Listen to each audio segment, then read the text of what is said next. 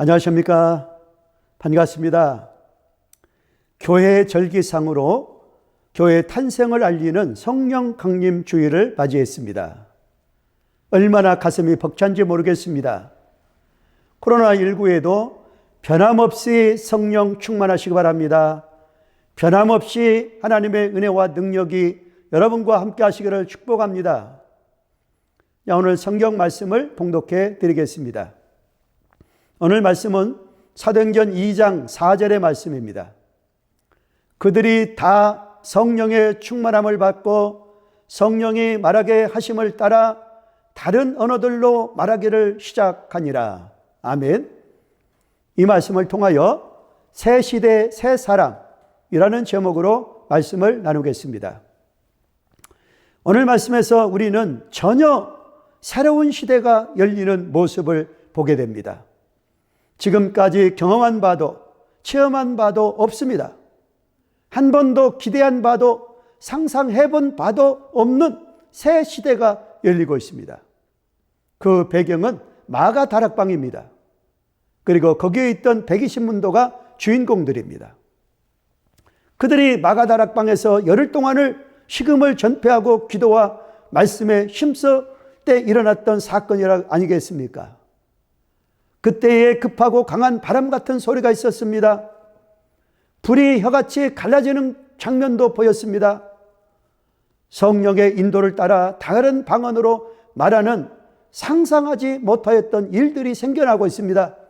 이것이 바로 오순절 성령 강림 사건입니다. 오순절 성령 강림이 무엇입니까? 철학적이고 지식적인 신앙이 체험적인 참된 신앙으로 바뀌는 사건입니다. 머리로 형식적으로 습관적으로 믿던 신앙이 가슴으로 중심으로 실제 사실로 믿어지기 시작하는 사건입니다. 이때부터 생명의 역사가 일어났습니다. 이때부터 부활의 진리가 내게 절실하게 믿어지기 시작하는 것입니다. 즉 부활절이라는 객관적인 진리와 오순절이라고 하는 주관적인 체험이 겸비되었습니다. 비로소 온전한 신앙으로 변화되는 모습입니다. 어떻게 이런 일이 가능하였겠습니까? 사도행전을 기록한 누가는 그 모습을 몇 가지 단어로 가르쳐주고 있습니다. 그것이 그냥 호련히, 임하여, 충만함 이런 단어들입니다. 자, 이런 단어들은 나의 믿음이나 상태나 그럴 만한 어떤 조건이나 무관하게 임하셨다는 말씀입니다. 성령 강림은 성령님에 의해서 주도되는 것이지 제자들의 믿음의 상태나 어떤 조건에 따라서 좌우되는 것이 아니라는 말씀입니다. 물론 제자들도 성령을 기다렸습니다. 하지만 성령의 역사가 이렇게 생소하고 신비롭고 예기치 않게 나타날 줄은 아무도 몰랐던 것입니다. 성령은 히브리 말로 르아흐, 헬라어로는 푸뉴마라고 합니다. 이 말은 숨, 바람, 호흡, 생명이라는 의미를 지닌 단어입니다. 성경에서 바람 또는 입김이 작용할 때 어떤 결과가 나타났습니까? 새 생명의 역사가 나타났습니다. 흙으로 사람이 만들어질 때에 아직 모양뿐 생명이 없었습니다. 그러나 하나님께서 생기를 그 코에 불어 넣으실 때 비로소 생명이 생기게 되었다는 것입니다. 에스겔 37장 5절에서 6절 말씀을 보시기 바랍니다. 마른 뼈들에게 생기가 들어갔습니다. 그 뼈들이 살아나게 되는 역사가 나타났습니다.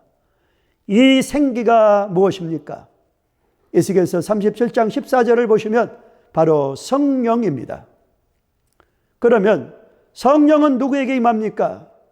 그것은 각 사람 위에 하나씩 임하여 있더니, 즉 각 사람이란 모든 사람입니다. 그곳에 참여한 모든 사람에게 성령이 임하였습니다. 모두가 다 성령의 사람이 되었습니다. 성령의 능력을 체험받게 되었습니다. 확실한 증거를 가진 사람들이었습니다. 여러분, 장마철에 벼락을 맞았다고 생각해 보시기 바랍니다.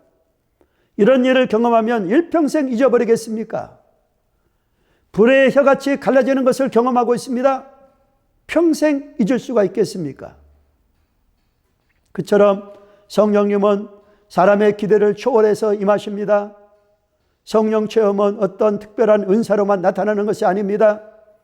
사람마다 각자 다른 모습과 다른 방식으로 나타날 수 있습니다. 자, 오늘 말씀에서 우리가 반드시 붙잡아야 될 말씀이 있습니다. 그것이 그들이 다 성령의 충만함을 받았다라는 이 말씀입니다. 성령의 충만함을 받았다라는 이 말씀을 우리가 꼭 붙들어야 합니다. 우리말 성경의 충만은 헬라어 원어의 두 가지로 번역되어 단어가 있습니다. 하나는 프레토라는 단어입니다. 그리고 또 하나는 프레레스라는 단어입니다. 프레토는 오순절 성령 강림 사건처럼 외부에서 와서 한순간에 충만해지는 것을 말합니다. 이는 배터리의 원리와 같습니다. 마치 다 방전되어 소진되었던 배터리가 다시 충전되어서 일시에 단번에 성령의 능력으로 충만해지는 것을 의미합니다. 그러나 프레레스라는 말은 이 충만의 성격이 전혀 다릅니다. 다 같이 충만으로 번역되었으나 의미가 다릅니다.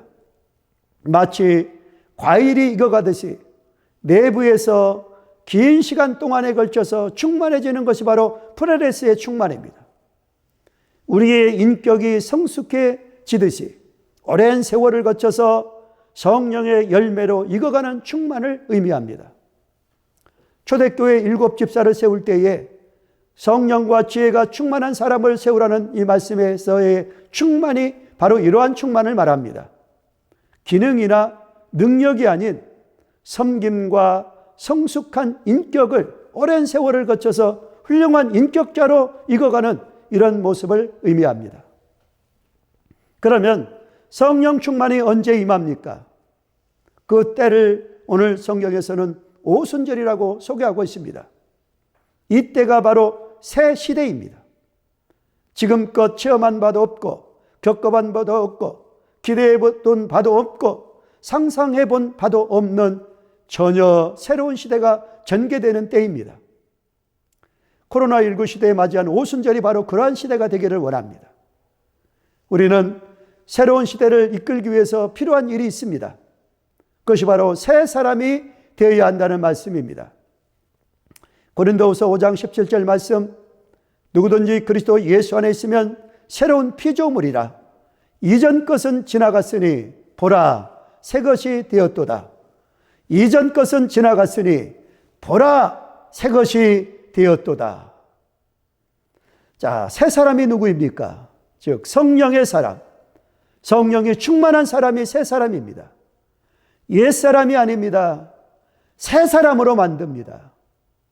그 새 사람이 어떤 사람입니까? 성령의 사람, 새 사람을 만들기 위해서 성령을 부으시는 것입니다.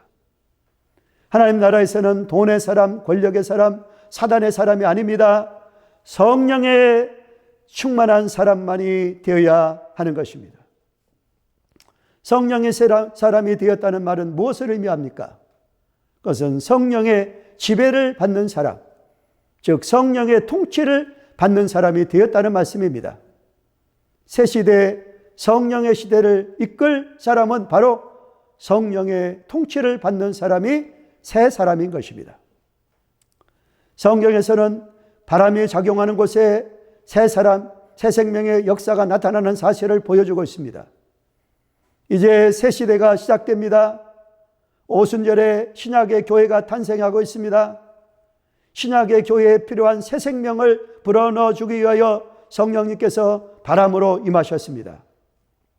이들이 새 생명 운동을 일으킬 것을 보여주고 있습니다. 성령의 사람이 되는 것은 바로 새 생명 운동을 일으킬 주인공이 되는 것입니다. 이것은 성령의 사람 말고는 그 누구도 있을 수가 없습니다. 이렇게 성령의 사람들은 새 생명 운동을 일으키고 있습니다. 성령의 사람은 얼음같이 차가운 인간들의 마음을 뜨겁게 변화시키고 있습니다. 죄를 태우고 마음을 밝혀 성경을 깨닫게 하는 일꾼으로 사용되게 될 것을 보여주고 있습니다. 12제자가 120명의 성도들이 바로 이 성령의 사람이 되었습니다. 죽음과 공포, 분열과 전쟁으로 얼룩진 이 세상에 새 생명 운동을 일으키고 있습니다. 변화의 주인공이 된 것입니다. 시대를 살리는 주인공이 된 것입니다. 이스라엘만 살린 것이 아닙니다. 로마와 이방 여러 백성에게 복음을 전하여 시대를 변화시켰습니다. 하나님은 오고 오는 시대 속에서 성령의 사람을 사용하시길 원하십니다. 우리는 이미 성령의 사람이 되었습니다. 새 생명 운동을 일으키는 주인공으로 쓰임받는 구세군인들 되시기를 축복합니다. 이제 적용하겠습니다. 첫째로 오순절 성령 강림 사건의 의미가 무엇입니까? 그것은 영적으로 습관적으로 믿던 신앙이 가슴으로 중심으로 실제 사실로 믿어지기 시작하는 사건입니다. 다음 두 번째, 성령의 뜻이 무엇입니까? 히브리어로 르와흐, 헬라어로는 푸뉴마이며 숨, 바람, 호흡, 생명이라는 의미가 있습니다. 다음 세 번째, 성령 충만의 두 가지 뜻은 무엇입니까? 먼저 플레톤은 외부에서 와서 한순간의 능력으로 충만해지는 것을 말합니다. 하지만 프레레스는 내부에서 긴 시간 동안에 인격적으로 성숙해지는 것을 의미합니다. 감사합니다.